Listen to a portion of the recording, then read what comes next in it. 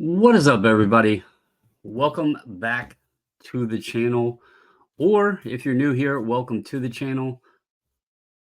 It's been a while. I have had an absence and I do want to apologize. I thought it would be best to jump back into this, kind of talking about what's been going on, sharing some of the numbers and sales and that sort of thing, and just some thoughts, and just jump back into it.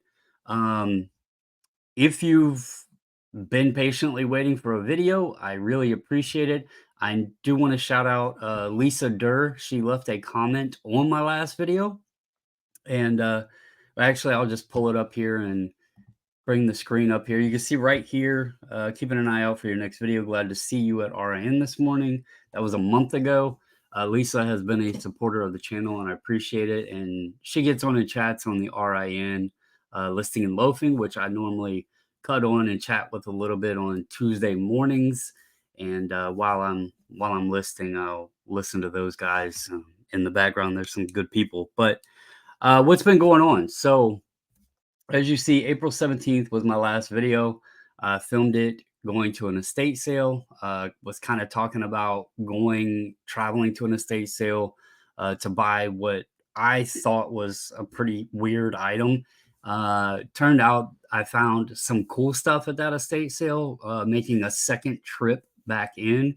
But the item that I went to buy actually has sold, and I'll find it in my sales and share that with you guys.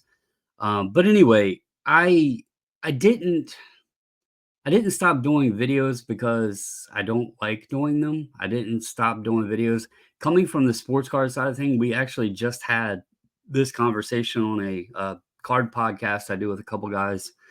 But over in sports cards, if you're a content creator over there and you just kind of stop doing, or you slow down your content, or you quit doing content, a lot of folks associate that with quitting the hobby or quitting doing cards. And some folks, it does happen that way. But it's funny how if you do content, it's like all or nothing in some genres. And so I wanted everyone to know I have not quit reselling at all. I haven't quit content. I wanted to place the focus. I felt like my eBay, the listings, my death pile, all of that stuff was needing the attention.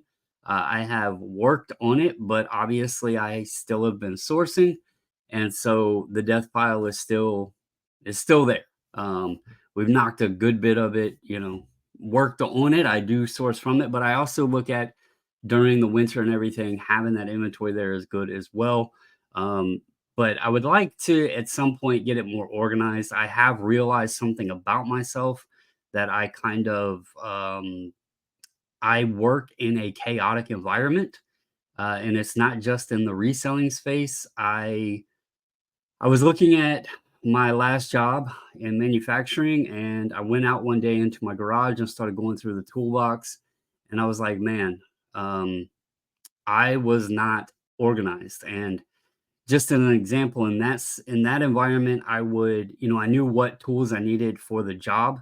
And so I would just like take the sockets out of the socket set that I needed, and I would put them in a drawer, and like I knew what screwdriver I needed for what part of the job. And so I didn't have things organized neatly, but it was like, I know I need these 25 tools to build this machine. And so I knew exactly where they were in my box. Thinking back even further as a kid, I used to hate when my parents told me that I needed to clean my toy box. It wasn't that I hated cleaning, or keeping my room clean or anything. I hated the organization of it, because then I couldn't find what I was looking for. This room, sometimes I'll go through and like just declutter it a bit, and I'll try to organize things, and I'll be like, well, I don't know where I put, X, Y, or Z item. And so I just, it taught me something about myself, that I kind of operate in a little unorthodox way. And I actually wish I was more organized. That is something that I would like to improve on. And I think it would help be more proficient, and maybe a little less stressed as well. So, but anyway, again, back to this. April 17th, last video went to an estate sale. Apologies for not putting anything out since then.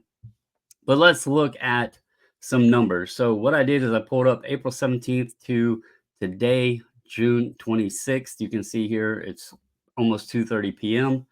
And here are my sales. So you guys can see I have not quit reselling. Now, one thing to note, this is red. It's down 1.9%. This says 15.1%. Now, many folks might freak out about that, but I'm going to show you why that doesn't bother me. This number isn't that bad. 1.9%, that's not that bad. This number is up 15.6%. And as you see, the net number is currently up 0.4. So even though this is down 1.9, I actually have brought home my net number is up 0.4%. So that is the important number. This number right here. This is, of course, 71 days. You can see that there. Now, why are these numbers down so much here? Well, I want to go down here and specifically look at these two categories. And this is, you see sports cards, trading cards, singles. You see the sales dollar amount right here. This is a gross number, keep in mind. You see right here, 18 one-time buyers. And this is for the current section from my last video. And then you look at hats. Y'all know I like to sell my hats. Right here, $1,058.79, 43 one-time buyers. These two categories are important because what I did is I went and I compared it to the previous 71 days here, February 6th to April 16th. And these two categories kind of tell a big story. So 55 one-time buyers, one repeat buyer on the card side. You also see the 6490. Look over here. That is almost $3,000 difference. That's why this number is down 45%.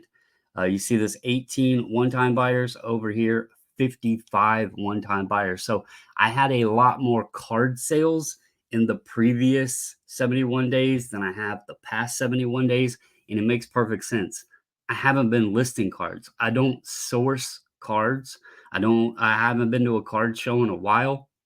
And in fact, I wasn't really, I would buy collections, and I have a ton of cards that I actually am going to be trying to figure out a way to just wholesale, like bulk unload, I think. I kind of want to hit the reset button on all of that. I'm not interested really in listing and selling cards. I want my cards to be just a collection focus thing. I want this room to be decluttered of all that stuff that I was, buying the collections and stuff to sell. And I just want it, I want to focus more on just my collecting and let that be kind of a decompression thing, a de-stressor, something to enjoy rather than mixing it all in with the reselling aspect and stuff. The other one is hats. You see here 1988, 1988, 43, and with 80 buyers. And then currently the current time frame is 1,058.79 with 43 buyers. One thing to keep in mind though is this ASP 2462 and 2486. My ASP on hats are pretty much dead even across the whole period. It's just the buyers, the hat sales themselves are down. And then obviously cards. But the cool thing with this is these are my top two categories. But even when like hats are down, or if I'm not selling as much cards, I'm picking it up in other areas. You see all the green on these categories. Okay. Lawnmower parts, I had a lot in the beginning of the year that was selling. I started listing a big find I had in December. I started listing them for early in the year because I figured people would be doing maintenance on their lawnmowers, maybe trying to fix something because the spring season was coming up. And so a lot of those sold in the beginning of the year. In fact, we can go over here and find right here, you can see $541. So that number did change quite a bit, $180. So that's to be expected, but it's kind of cool seeing how all of these numbers are up and I'm not just depending on a specific, on really even these two categories, even when these slow down, I'm picking it up elsewhere. And this number, that net number is actually higher. You see here 11,747 and 11,791. So consistency there with the net, it's pretty close. And again, even though my categories have changed a bit. So let's go over here and I'm going to scroll down to the bottom and we can look at some of the actual sales. I'm not worrying about the cards, but let's take a look. So this is a vintage Miss Suzette. It's a company called Unita. It was from 1962. Going back, what have I been doing? We hit the 14-mile yard crawl in West Virginia. We went to the Route 29 100-mile yard sale. Shout out to Commonwealth Picker. He put the channel in one of his picker videos. I do appreciate it. I got to go hang out with Kevin. And if I forget anybody's names, I apologize. But Kevin, Rod, Picking and Punch was there. First time I got to meet him. I got to meet Death File Picker, Mike. He's cool. Joe, Philly Picker. Got to meet Jimmy, Old School Flips. I know I'm missing people. My mind is like drawing a blank right now. But anyway, oh, Tim, over the years, he was there. Can't forget Tim, man. Eric, OBX was there.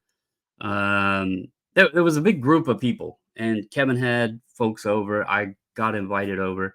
So I appreciate all of them. I had a good time. Thank you to Kevin for, sharing the channel. Um, but this came from that sale. We also did go to the 301 a couple weekends ago, and I wanted to give it a second chance. I don't think I will do that sale again. We found a couple cool things, including this little guy right here. I'll bring him over. A little My Pet Monster. It's actually called My Monster Pet, but it's from the My Pet Monster line. Picked that up for $1. That was a really cool find. It's actually, I'm keeping it. But yeah, I think I'm gonna cross the 301 off. It's just not as productive. It's a lot of antique type stuff, but we do have the 127 coming up. There's a couple other route sales. We just went to a church sale last weekend that we went to last year that we had a great time at. This year we did okay. We didn't find, a paperweight that was worth $500 for 10 bucks, but you don't expect that to happen every time. You appreciate those when they do take place. So, but we've been going to, to a lot of sales, been hitting it as much as possible, have found some pretty cool things. I actually today listed some jackets, a nice Carhartt that I found at the 14-mile yard crawl, listed a couple Patagonia fly fishing jackets that I found literally right around the corner from the house one evening on the way home at the end of the day. Couldn't believe that. Those are like $200 jackets. But yeah, it's been really cool. So let's get into the sale. And the reason I wanted to backtrack and mention that is this came from the Route 29 sale. And I don't know, me and my wife, neither one are like Barbie people. We don't know the dolls and stuff like that. We actually bought this because it was a case, a vintage, I think it was like from 63, I think. And the case was in really good condition, and it had a 75-cent sticker on it. We opened it up, we seen that there was a doll inside and some clothes, and I was like, "The case alone is probably 20 bucks." It's a good buy, and sure enough, we looked this doll up, and holy cow, I could not believe how much this doll is worth. It is not a Barbie, again, it's kinda like a Barbie, as you see, it says Barbie clone. But we netted $354 on that, and it was in a case that cost, actually, the case it was priced at 75 cents. The lady threw it in the deal and made it an even dollar amount. So yeah, crazy there. This is a Spiro Agnew chalkware. It's a very large figurine, but very rare. It's ex-vice president. People love presidential stuff. It did have some damage to it, but a gentleman reached out. He's like, I understand it's damaged. If you think that you can ship it or whatever, uh, I'm very interested in it, I'll have someone repair it. I believe they collected presidential pieces, and we netted $232 on that piece. I got that in a deal, I believe, for like $8. That also came with a Ronald Reagan chalkware statue that sold last year for a good bit of money. So that $232 was all profit. Again, sharing these sales, you see people out there paying up for stuff and everything. I like to be transparent on some of this stuff. This doesn't happen every day, but when you get these fines, um, you have to have an appreciation and just never take what we get to do for granted. It's not only fun, it is a lot of work, but sometimes these fines are just you just have to, be thankful. This is a vintage 1971 in one Belova Oceanographer diver watch. They call it the Devil Diver because it had a 666-foot depth rating on it. The band was broken. There was a little bit of issue with the bezel, and it still sold for $300 plus shipping. As you see here, we netted 247.01. This came in a bag from a yard sale that my wife bought. It was marked 50 cents, and she didn't even know anything about this watch. She noticed it had a Taz watch in there, and she's like, "Well, I thought the Taz watch would be worth something." Well, the Taz watch is worth probably like $12 to $15, so not a bad pickup, and especially for 50 cents. But this being in there was an insane surprise. It sold really quickly. So again, you just have to be thankful when those things happen. This is like a die-cast model type thing. It's a by a company called TLD. It's an aircraft main deck loader. This came from the 14-mile yard sale up in West Virginia. Funny thing was, it was the first item I bought on Friday, the first day I went up. And I texted my wife and I said, okay, I made the first buy of the day, paid $1. And looking at just this TLD brand, I thought this was going to be worth like maybe $50. Um, Believe it or not, it was worth way more. I think it sold for 240 plus shipping. It went international, a dollar into $203. Here's a vintage Pioneer car stereo. It did work, but the tape deck needed repair. I got this in a pile of radios from an estate sale in December. I think I got 4 head units, and the guy gave them to me for $12. So I have $3 into this, and as you see, 193.31. This was something I'd never heard of, and somebody actually put this back at the bins. I usually don't like messing with large items, but this is by a company called Fluid Stance. It is a balance board for standing desks, and they're insanely popular. This sold really quick. It came from the bins. They charged me $1 for this, and it sold really quickly. The net profit was 147, or not profit, but the net amount was 147.76. Another Route 29 find. This is a Markland Maxi 1 gauge. I got the whole train set, but I broke it up because the box was really huge. I paid $35 for the whole set. Just the train cars sold, and I netted 124.93 on that. This another bins find. Found this like 2 weeks ago. Obviously, it didn't cost hardly anything at the bins. Maybe, I don't know, $1.50, maybe $2. Netted 144.74 on that. The Macallan. This is an empty whiskey box, and I found 3 of these at the bins. They charged me $2 a piece on them. I have 1 left. This one here, I netted 105.88, and here's the other one you see right there, 110.72 on the net amount. Let's see, these I paid $20. So here's an item that's not, super cheap into $100+ I paid 20 on these, but they sold quick. I netted 128.22 on them. Let's see. This is a Sony CyberShot DSC. I bought this at a yard sale. We found first time all year that we found Department 56, and they had this. I paid 25 on this camera, but I seen the comps on it. I seen the sell through sold really quickly. So 25 on this one into 126. Now, as you see, 20 and 25, that's $45, but it was really quick sales for $254. So, you know, good money. 50 into 250, I'll take it. Um, this I paid, I can't remember if it was $2 or $5. The guy had like several CB radios. I bought them all. I didn't think this, I actually thought this was the worst one of the bunch. But turns out this is a very popular one. It's called the General Lee. It's the AM FM CB amateur radio. Untested. I didn't have a harness to test it or anything. It sold pretty quickly and I netted 105.01 on that. We'll get down through here, and I'll just show you a few more because this is getting a little long. But True Scale Farming toys, they're older, pressed steel, like die cast. This was a pretty large one. It was a corn picker. I bought these last year, just never listed them, and finally got around to listing some of them. This one sold for $91.14 net. You can see what the person paid. I netted $91.14. This bucket came from a yard sale right here in my neighborhood around the corner. Paid $1 for it.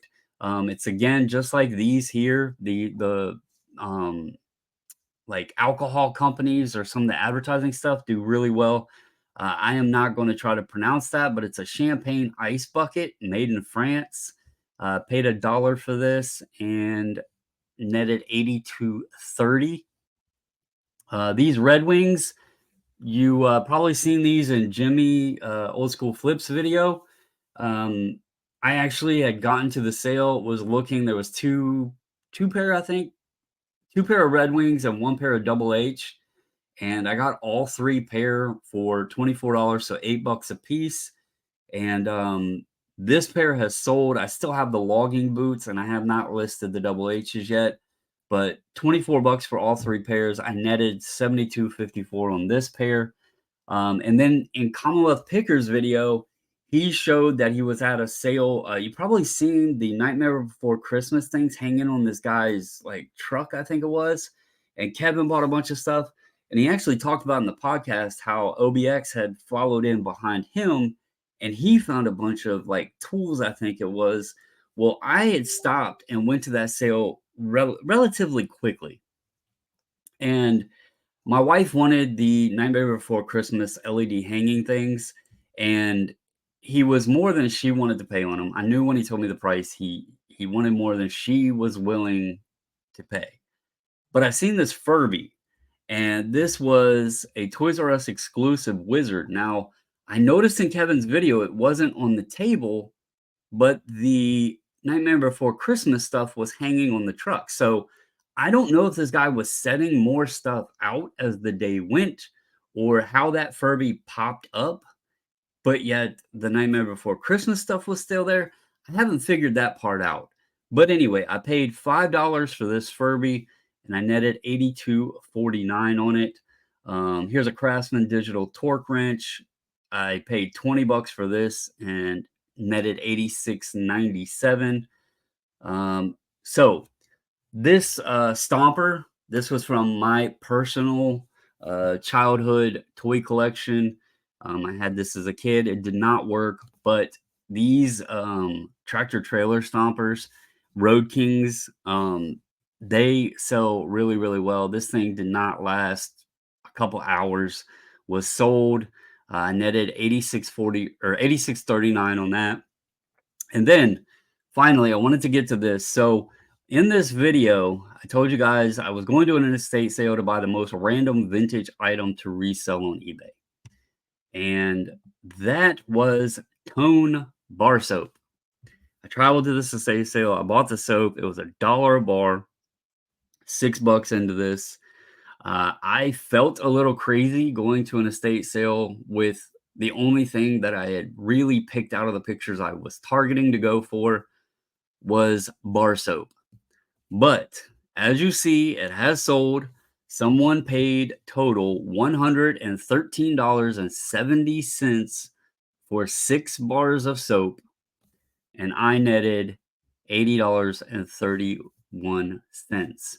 So that was a profit of $74.31 before, cost of gas and all that. Not bad for some bars of soap. But anyway, again, I want to thank everybody. If you have hung around, been waiting for the next video, I will try not to take 2+ months to get the next one out. If you don't mind, hit that subscribe button. Again, I appreciate Kevin sharing the channel, and hopefully we can grow it. I'm trying to focus more on the selling aspect than the content. It's just what I'm making the money on to pay the bills, and I have to focus on, being that this is what I do full time. I have to make sure I'm making the money, right? And so I do enjoy doing the videos. I do enjoy sharing. I do enjoy helping folks if possible. I enjoy the community, the communication, talking to people. I look at you guys as co-workers that also do this because, we kind of work by ourselves for the most part, unless you have a spouse or somebody else that helps you. But it's nice having people to talk to. And so thank you to everyone. I hope you enjoyed. Again, please apologize, or please excuse me, sorry. Please forgive me for my absence. And yeah, hope everybody has been doing well. Till the next one, catch you later.